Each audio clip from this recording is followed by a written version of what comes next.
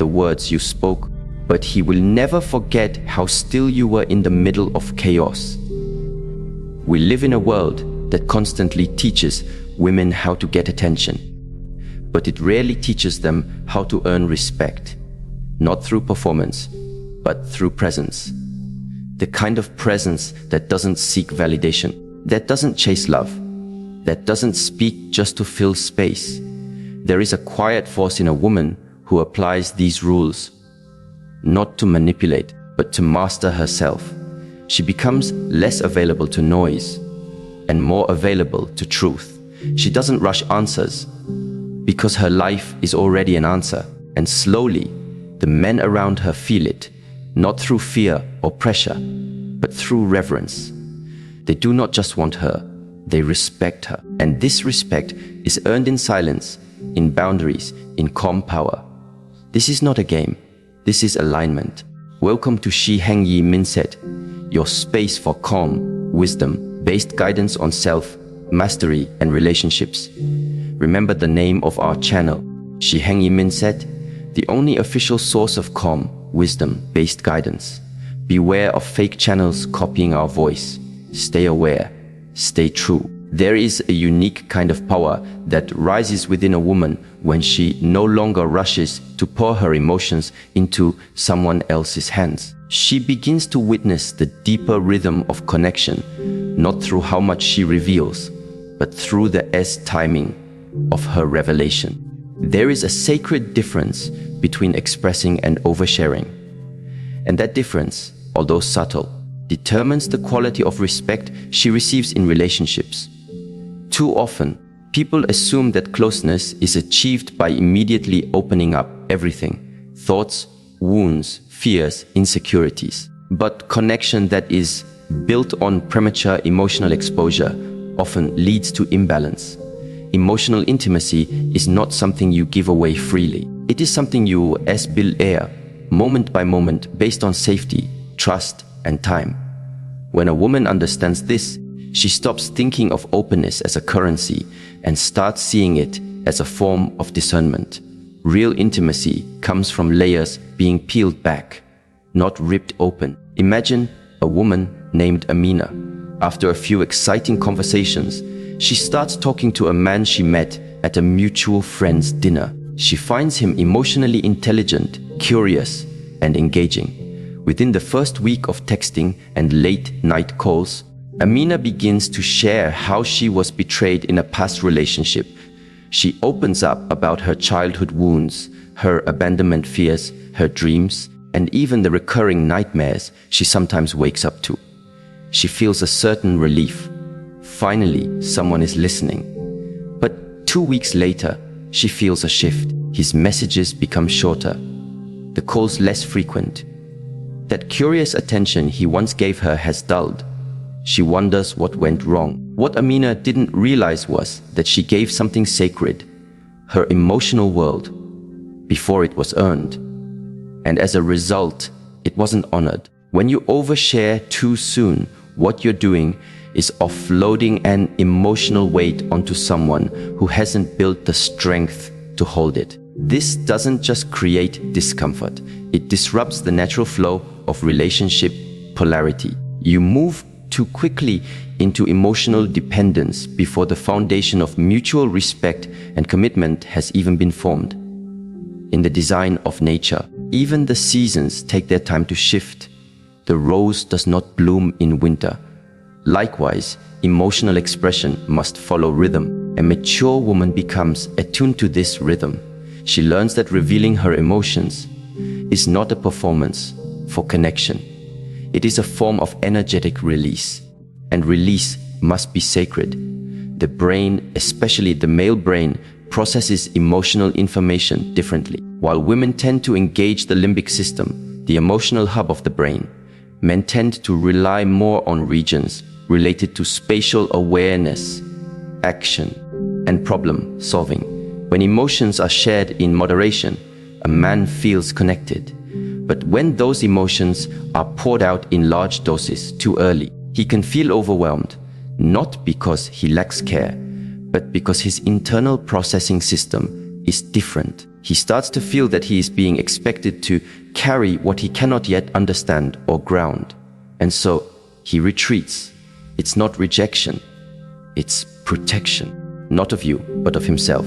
In a world where women are often told to speak your truth, it's important to remember that your truth is not just what you say, it's also when and how you say it. Silence is not suppression when it is rooted in self-awareness.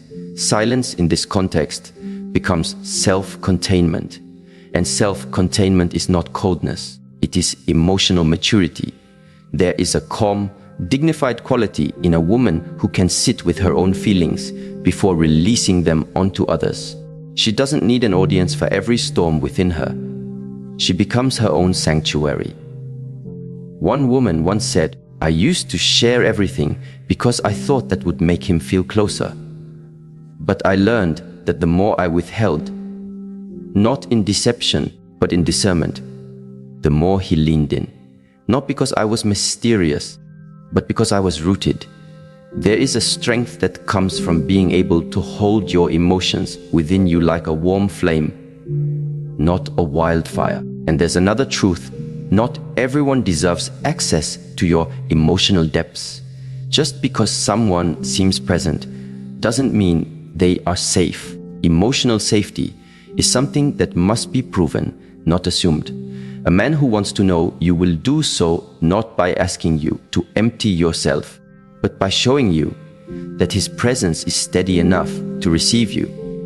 When you no longer overshare prematurely, you give space for mystery. You give space for him to ask. You give space for trust to be earned. And slowly, you'll notice that the connection that arises from restraint is far more powerful than the one built on exposure. It becomes depth without drama. And in that depth, true respect is born. Let us now turn to another law, one that doesn't involve words at all, the law of energetic integrity. You may not realize it, but every moment you chase, explain, prove, or try to win someone over, your energy sends a signal. It says, "I do not yet believe I am enough. I need to convince you to choose me." This energy, however subtle, creates resistance, not only in the man, but in yourself. You become fragmented. Your center is no longer your own. You have placed your sense of self in someone else's decision.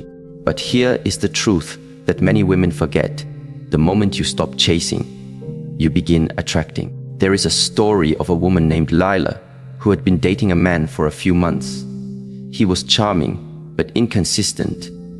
Affectionate one week, distant the next.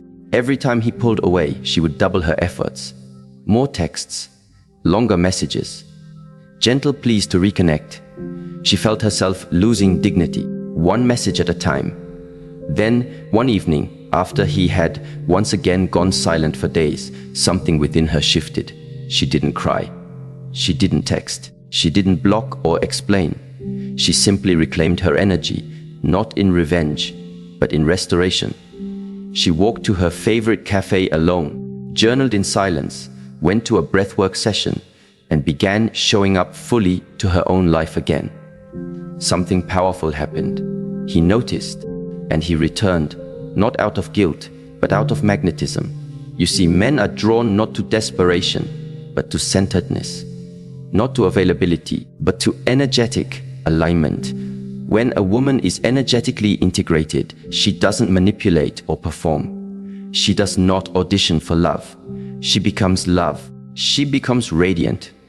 Not because she tries to be seen, but because she can sit in the fullness of her own presence. There is a concept in Taoist wisdom known as Wu Wei, translated loosely as non-doing or a faultless action. It doesn't mean inaction. It means aligned action that flows from harmony with life. A woman who lives from this principle doesn't chase, she responds. She doesn't overreach. She does invites through stillness. She doesn't beg. She receives by being grounded. Energetic integrity means you never go where your energy is not returned. You do not enter rooms where you must shrink to be accepted. You do not fight for attention that should be freely given. And most importantly, you do not abandon yourself in order to be chosen by another. Imagine a garden. You water it, you tend to it, and then you step back. You don't scream at the flowers to bloom. You don't beg the tree to bear fruit. You trust the process because you've done your part. In the same way, when you show up fully in your feminine integrity, calm, whole, and discerning, you do not need to do anything extra. Your energy does the work for you. A woman who understands this becomes unforgettable, not because she's loud or because she plays games, but because she is deeply at peace with herself. Her peace becomes the very thing that awakens longing in others. Because in a world of noise and seeking, she represents something rare, a presence that does not ask to be loved. It simply is love. That's why trying harder rarely works. The harder you try, the more you push away the very thing you want. It is not lack of effort that creates distance. It is the presence of anxiety, of emotional chaos, of over-explaining, of constantly reaching. Men sense this. And when they do, their nervous system, often unconsciously, starts to pull away. Not because they don't care, but because your energy no longer feels safe. Safety is not created through words. It's created through stillness. There's a saying, that which is chased runs. So instead of chasing, become the one worth seeking. And to become that, you must first seek yourself, not just intellectually, but spiritually, energetically. You must be willing to come back to your breath, your body, your core essence. You must create space for solitude, not to isolate, but to integrate. Because the more you chase someone else, the further you move away from your own soul. But when you return inward, you no longer need to explain your worth. It becomes self-evident. You no longer beg for respect. It is mirrored in the way you carry yourself. And men, whether conscious of it or not, respect a woman who respects her own energy. So pause before you reach again. Pause before you call. Pause before you explain. Ask, is this energy coming from wholeness or from fear? And if it is fear, breathe, return, recenter. There is no love more powerful than the one that begins within you. And once you tap into that frequency, everything outside of you must adjust because you have remembered your true position. Not beneath anyone, not waiting for approval, but rooted in quiet power. And in that quiet, you will see the world responds. There is a kind of presence that speaks without noise, a presence that doesn't rush to defend, doesn't compete to be heard, and doesn't panic in the face of silence. It simply is. It stands like a mountain. That presence is called emotional stillness, and it is one of the most powerful qualities a woman can cultivate, not only for her own well-being, but also for how she is perceived and deeply respected in relationships. Many relationships are destroyed not by what is said, but by how it is said and when. The moment we become reactive, we lose the capacity to see clearly. And the moment we lose clarity, we start hurting others to protect ourselves. But a woman who has mastered emotional stillness knows how to pause. And in that pause, she creates space, not only for her own inner wisdom to emerge, but also for the situation to shift without force. To master emotional stillness is not to suppress emotion. It is to direct it skillfully. There is a difference between holding something in and holding something with awareness. Stillness is not a lack of feeling. It is the embodiment of Allah's presence in the midst of feeling. A story is told of a woman named Noor. In her mid-30s, intelligent, thoughtful, and deeply sensitive, she had always felt that she needed to explain herself when she was hurt. She had a partner who was equally intelligent but emotionally withdrawn. Every time they had a disagreement, Noor would react with urgency. She wanted to be understood. She wanted immediate resolution. But her emotional intensity often led him to shut down even further. The more she pushed for clarity, the more he disappeared behind silence. One evening, after an argument about something minor, who forgot to call back, Noor didn't speak. She didn't sulk. She didn't write long messages or leave voice notes explaining her pain. She sat quietly, sipped her tea, and went to bed without a single word of accusation. The next morning, something changed. Her partner sat beside her and said, "I don't know why, but your silence made me listen deeper than your words ever did." That was the moment Noor understood something profound. Presence without reactivity speaks louder than any emotionally charged expression. Stillness gives the other person space to reflect instead of react. It gives them a moment of pause in which their own conscience begins to echo.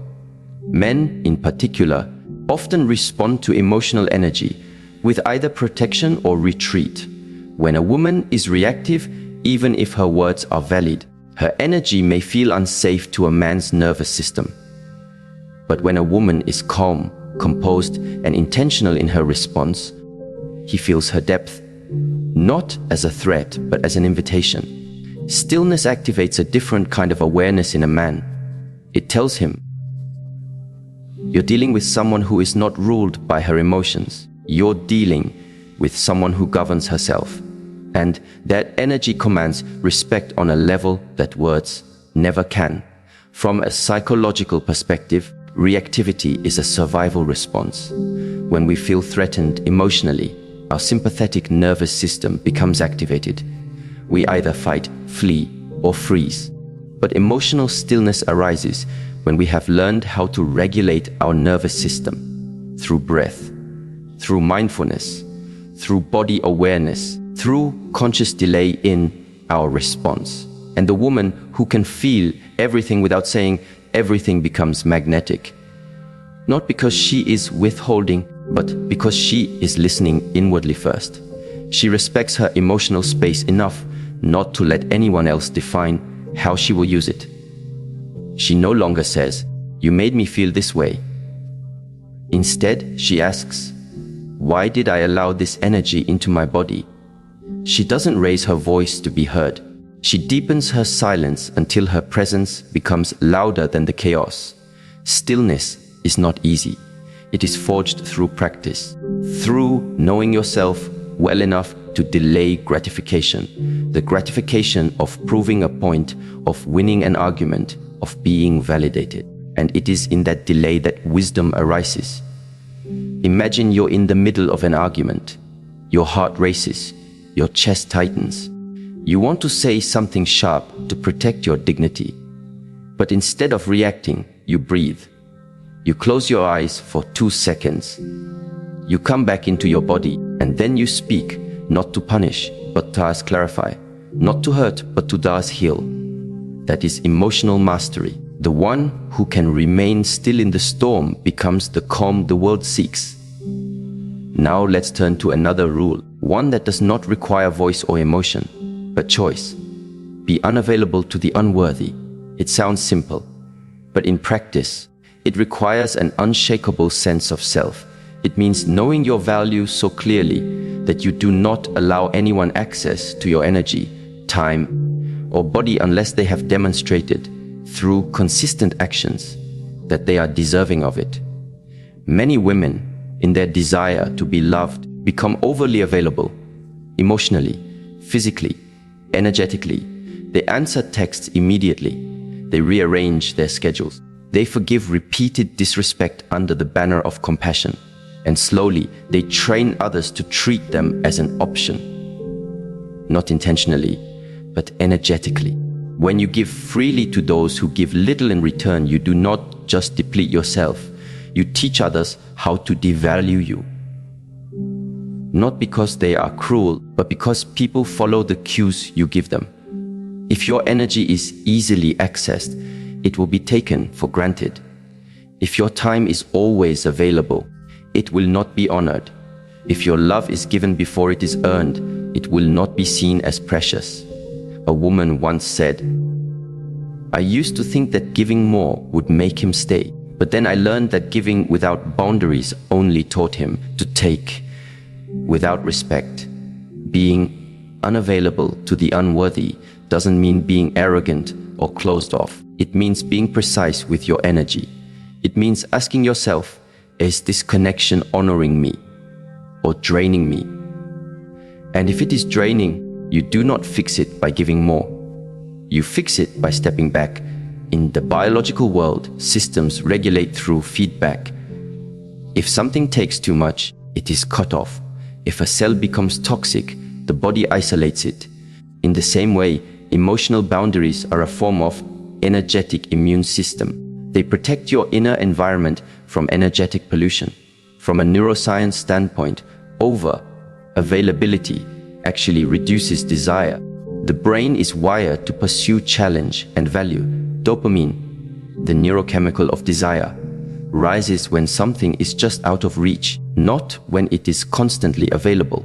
A woman who is always there, always forgiving, always responsive, always waiting, unintentionally reduces the very chemical that sparks pursuit. And this is not manipulation. It is understanding natural law.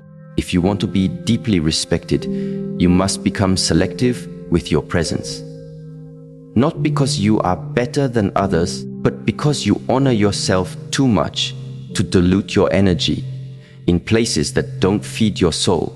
One way to begin practicing this is simple. Do not respond to every call for attention. Ask yourself, is this invitation aligned with my values? Or is it a test of my self-worth? If someone shows up inconsistently, don't meet them with consistent energy. If someone disappears for days and reappears with charm, don't reward them with warmth. If someone apologizes but repeats the same behavior, don't accept the apology as change. You are not responsible for other people's learning curves. You are only responsible for the standards you hold within yourself.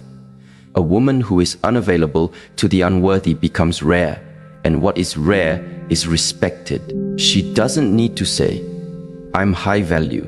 She becomes high value by what she no longer tolerates, by what she walks away from silently, by what she refuses to explain. There's a quiet story of a woman named Yasmin. She was dating a man who had all the right words, but inconsistent behavior. He'd promised to take her seriously, then disappear for a weekend with no explanation.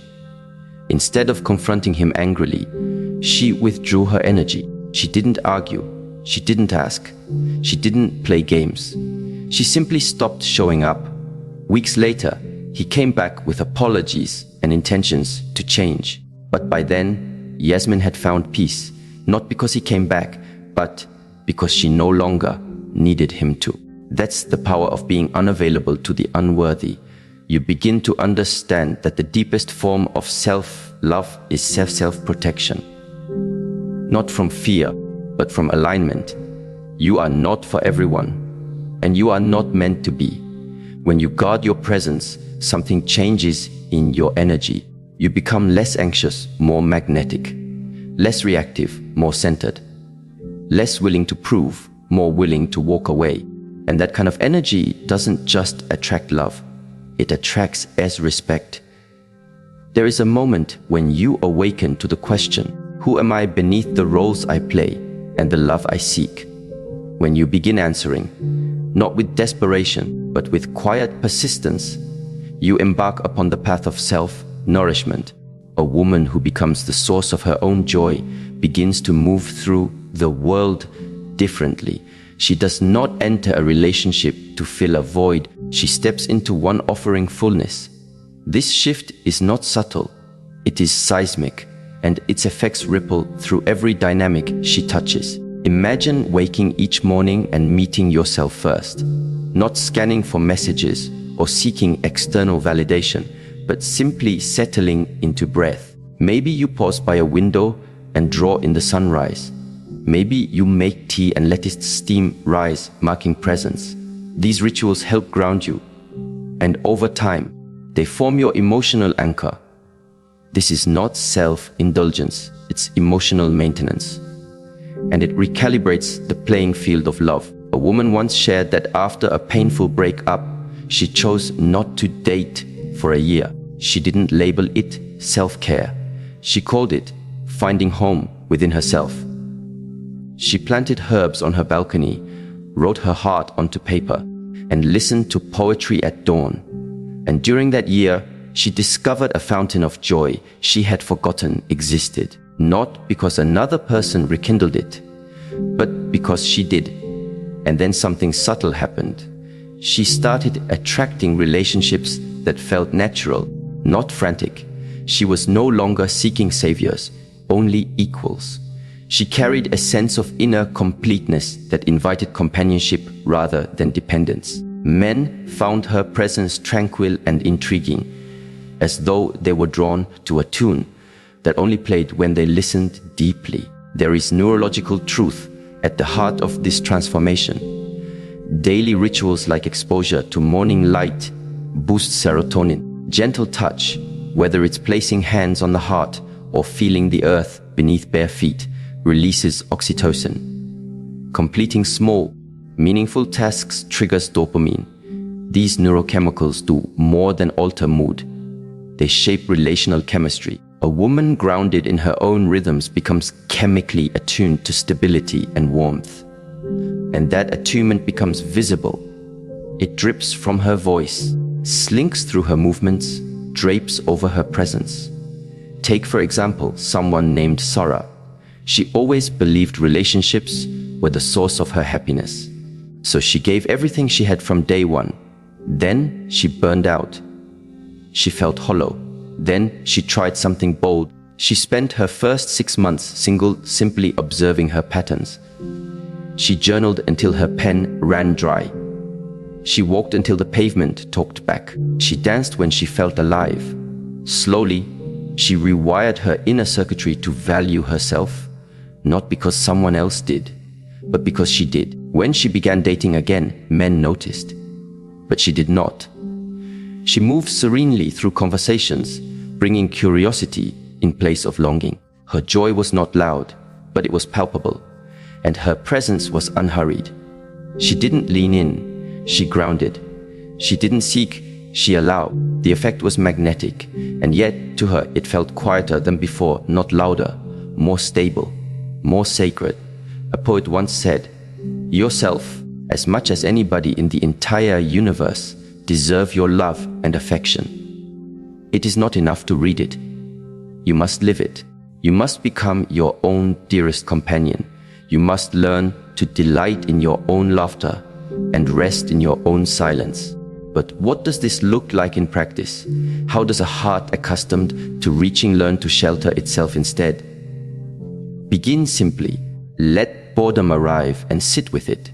Write letters to yourself that no one else will read. Eat a meal slowly. Notice each flavor, the texture, the pleasure of nourishment. In moments when you used to crave someone else's reassurance, offer your own. In moments when you used to drown in early darkness, sit quietly, close your eyes and breathe. These are the small regenerative acts that accumulate into deep well-being, and they change how you move through the world. When the energy inside you is not scraping for fulfillment, it hums with completeness. You stop settling for less than you deserve because you can see what you deserve. You stop creeping into energies that feel heavy because you can feel what lightness feels like. You stop receiving crumbs because your table has already been laid. And sometimes that table includes others who respect the feast you've prepared for yourself. Sometimes your self-nourishment becomes an invitation, not a plea. People are drawn to your center, not because they hope to fill it, but because they sense its authenticity. They arrive as companions, not caretakers. They show up not to fix, but to mirror. One woman described her first date after a period of self-nourishment. She didn't know why she felt at ease, but she felt it. She laughed at normal jokes. She didn't check her phone. She didn't apologize for needing time alone afterward. She simply noticed the energy within her and allowed whatever unfolded to unfold. He stayed through 2 dates, smoky journeys of conversation and rhythm. He said later, your peace is different. It doesn't ask for anything. And in that, he felt safe. As the inner world rises, the outer world aligns. Your boundaries grow softer in places that deserve tenderness, stronger in places that require protection. Your yeses have clarity. Your no's carry peace. You no longer apologize for your own calm. You simply live from it. There may be days when stillness feels like emptiness, when silence feels like isolation. That is part of the path. But if you accompany yourself with presence, you realize that even silence can speak. Even solitude can comfort. Even a single breath can heal. And in this cultivated self, nourishment, you create landscape and sanctuary. You mold a gravity that welcomes rather than grabs. You build a home where your heart rests, not for someone to inhabit, but for you to wander in. Later, you will discover that such self-nourishment radiates outward. It softens conflict, it deepens connection, it fortifies against adversity. You become both safe and sovereign. You become someone who can love others deeply, not because you need them, but because you choose them. Men respect women with inner abundance, not because they are unattainable, but because they are unshakable. Their roots grow so deep that storms pass through without uprooting them. Their worth is not echoing through someone else.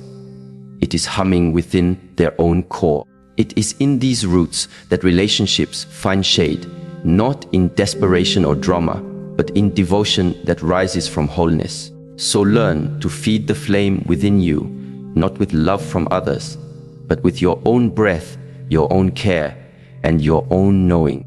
Beauty awakens in the heart that nourishes itself, not because beauty is sought, but because it is chosen daily, quietly, and without apology. There is a kind of woman who enters a room and changes the atmosphere, not because she speaks loudly or dominates attention, but because she is centered in herself.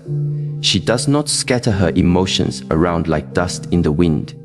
Her energy is steady, calm, and deliberate. This woman has not only understood the importance of emotional energy, she has learned to guard it like a sacred flame.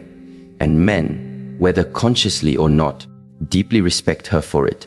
In relationships, energy is always exchanged. It is not the words alone that shape the connection, but the quality behind them.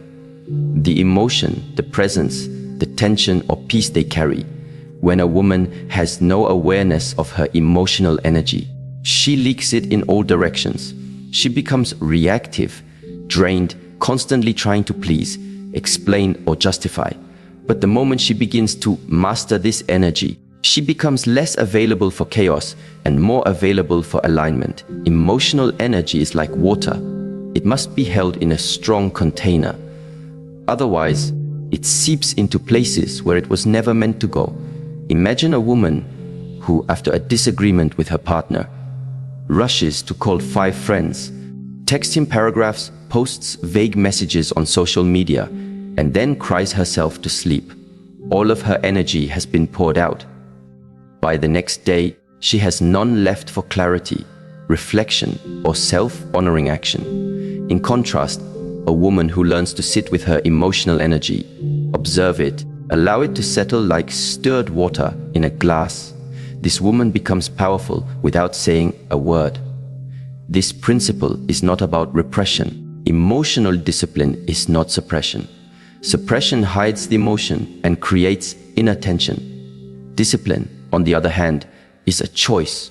A woman who protects her emotional energy is not pretending to be unaffected. She feels deeply, but she is rooted.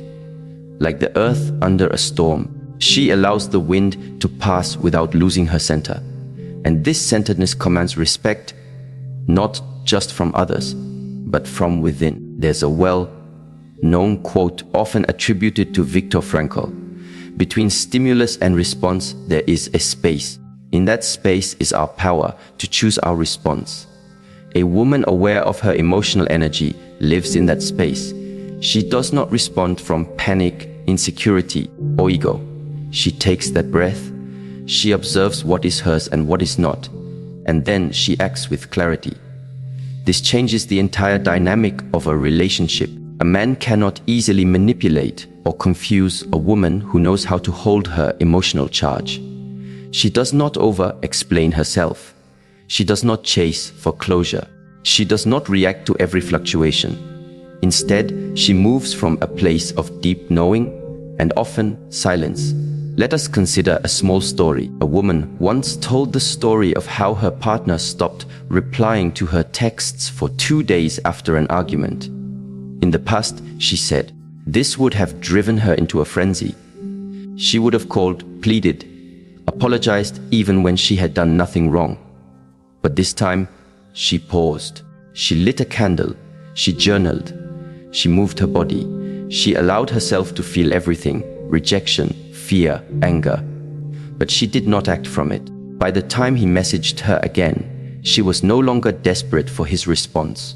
In fact, she had realized something important about what she needed in a partner. That realization changed the direction of the relationship. Because it changed her, she reclaimed her energy. Men notice these things, though they may not always articulate them. A man may not say, I respect her because she's emotionally regulated, but he will feel it. He will feel that he cannot push her buttons so easily. He will feel that she is not waiting for his validation.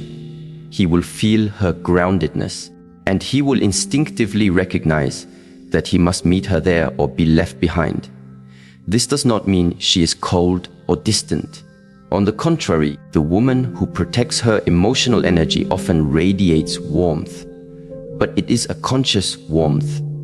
Not every person receives the fullness of her light. She chooses when, how, and with whom to share her emotional space. And this discernment increases her value not as a strategy, but as a truth. People value what is rare and respected. She has become both. In modern relationships, many women are taught to overextend emotionally. They are encouraged to be endlessly nurturing, available, and expressive. But when this is done without emotional boundaries, it becomes self-abandonment. A woman begins to equate her worth with how much she gives. But true giving must come from overflow, not depletion. Emotional self-respect is not selfishness. It is a necessary act of stewardship. Just as we care for our physical health, we must care for our emotional ecosystem. One ancient teaching says, do not cast your pearls before swine. The deeper meaning is this: do not offer your most sacred qualities to those who will not recognize or honor them. Your emotions, your vulnerability, your compassion. These are pearls. Not everyone deserves access, and the woman who knows this lives differently. She listens more than she speaks. She observes more than she reacts. She loves, but she loves from a foundation that does not crumble under rejection or delay. There is also a physiological component to all of this. When emotional energy is constantly scattered through anxiety, neediness, people-pleasing, or reactivity, the body enters chronic stress. Cortisol levels rise. The nervous system becomes dysregulated. Over time, this leads not only to relationship dysfunction, but to actual illness. The body carries the emotional chaos. But when a woman becomes emotionally disciplined, her nervous system becomes coherent. Her presence calms others because she is calm. This is why some women feel magnetic. It is not just their appearance, but their regulated energy that draws people in. Consider this metaphor. Imagine a quiet pond in the forest. When you throw a rock into the water, ripples emerge. But if the pond is turbulent, you never see those ripples clearly. Our emotions are the same. If we are always stirred up, we never see the truth of a situation. But when we still ourselves, truth reveals itself like a reflection on calm water. This is why emotional stillness is not weakness. It is perception. It is intelligence. It is wisdom in action. Sometimes, the most transformative action is non-action. It is restraint. It is the sacred pause before the impulse. And within that pause, something great awakens: clarity, sovereignty, grace. A woman who moves from this space becomes untouchable by drama. She no longer wastes her time trying